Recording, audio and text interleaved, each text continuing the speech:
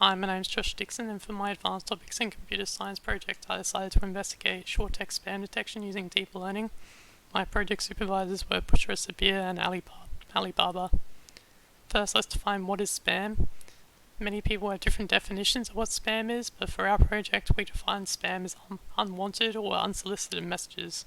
This could include messages with the sole intent to advertise, messages that contain phishing or malware links, or messages that could be classified as hate speech or that contain abusive language. Next, let's define what is short text. Typical NLP techniques are applied on large samples of text, typically multiple paragraphs, meaning that they have lots of input data to work with. The classic NLP example is classifying film review sentiment as positive or negative. Then what we're working with is short text data. It's usually on the order of several words to a few sentences. Examples are SMS messages, real-time chat messages, and what we're focusing on in this project is Twitter tweets. The dataset we're using is an aggregate of two Twitter datasets. The first of which on the left is a phishing and advertising dataset. It contains 128,000 total tweets, 69,000 of which are labeled as normal or non-spam and are labeled with a 0, and then 59,000 tweets that are labeled with a 1, meaning that they are spam. Then the dataset on the right, it's much more recent. It's a hate speech dataset that came out this year. It contains 100,000 total tweets, 54,000 of which are labeled as normal, meaning they aren't spam. 14,000 tweets that are labeled as spam, similar to the first dataset, meaning that they're advertising or phishing. Then 5,000 hateful tweets and 27,000 abusive tweets. This project's really important because it aims to improve the safety of social media platform users.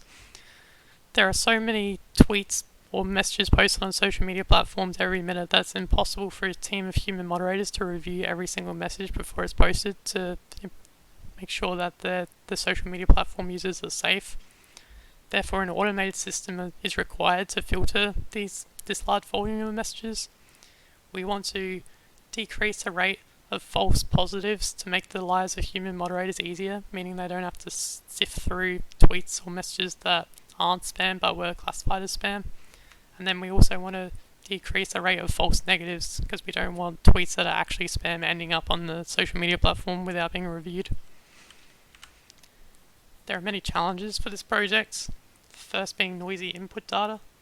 Because we're dealing with tweets, the language used is very informal and misspellings are common, meaning that we can't rely on dictionary lookups and stuff of that nature. The second is the presence of multilingual tweets in the dataset.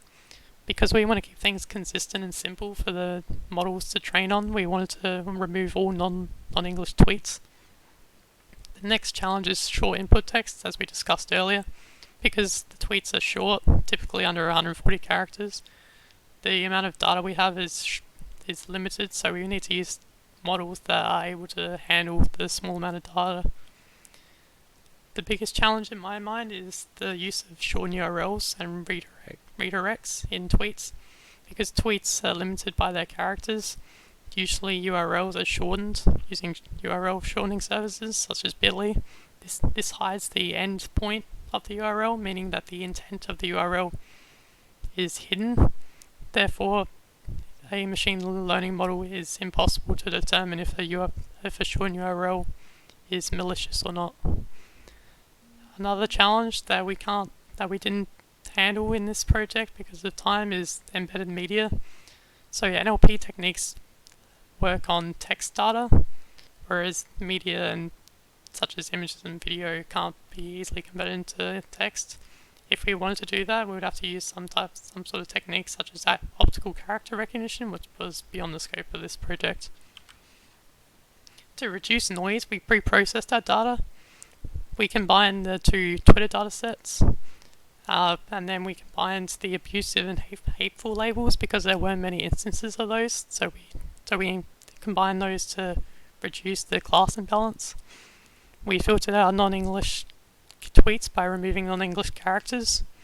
We simplified user mentions. On Twitter, you can mention a user by using an @ symbol followed by their username.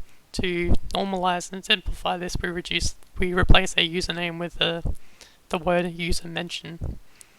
We removed punctuation. We made everything lowercase.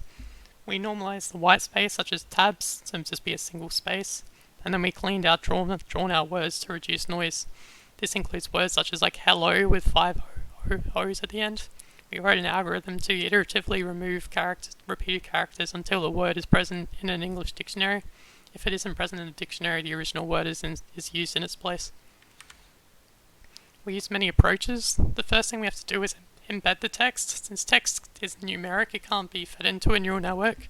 First we have to embed it into a vector space. This can be done on either a word level or a character level.